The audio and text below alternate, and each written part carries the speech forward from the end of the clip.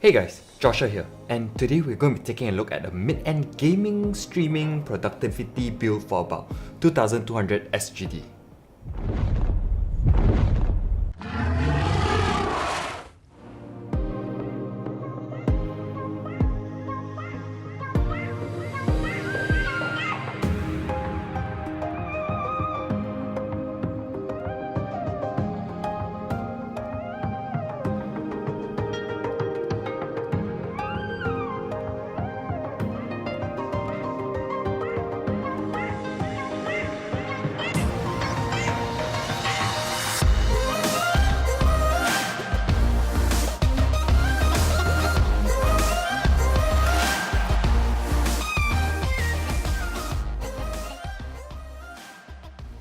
First up, this is part 1 of this build, and part 2 is where I'll put it all together and run some tests and benchmarks just to see how it will stand.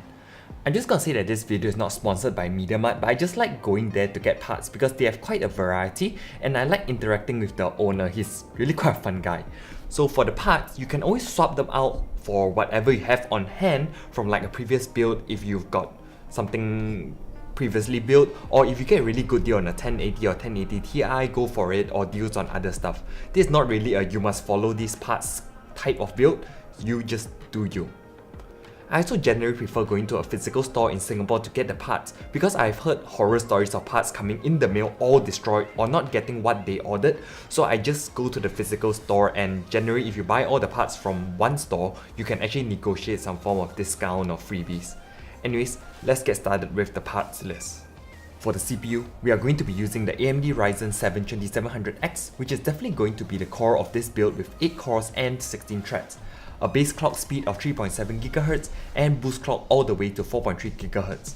I chose this CPU because for one, it crushes the Intel Core i7-8700K in terms of single and multi-core performance.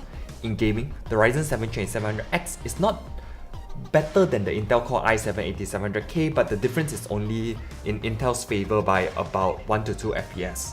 Another fact is that the Rave Prism cooler actually performs very well, so you don't need to buy another air cooler like a Noctua or whatnot, and you can actually just use the Rave Prism to cool the CPU.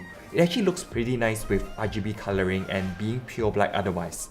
For the motherboard, it's going to be the MSI X470 Gaming Plus AM4 motherboard to get better power delivery and efficiency, and also these two put together will have the Precision Boost tool coming online to push higher frequencies across the threads. So basically what it just means is better performance for all your gaming and encoding stuff.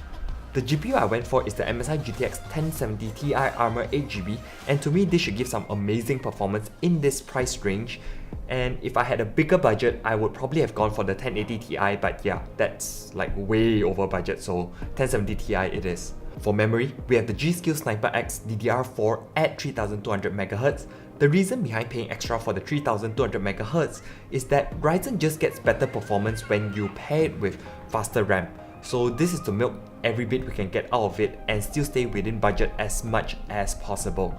And also, yeah, I don't really like the sniper look, but yeah, that's what they had on hand in the store at that point.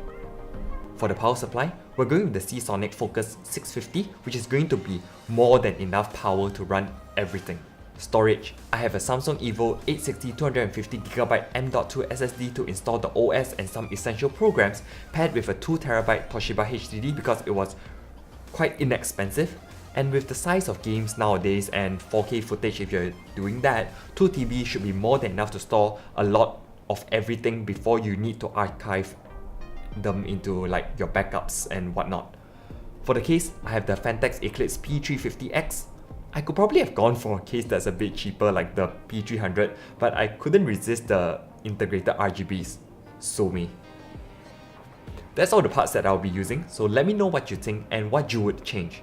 Like if you're excited to see how this will all come together, because I know I definitely am, subscribe so you can see part 2 when it comes up in a week or so, and I'll see you later.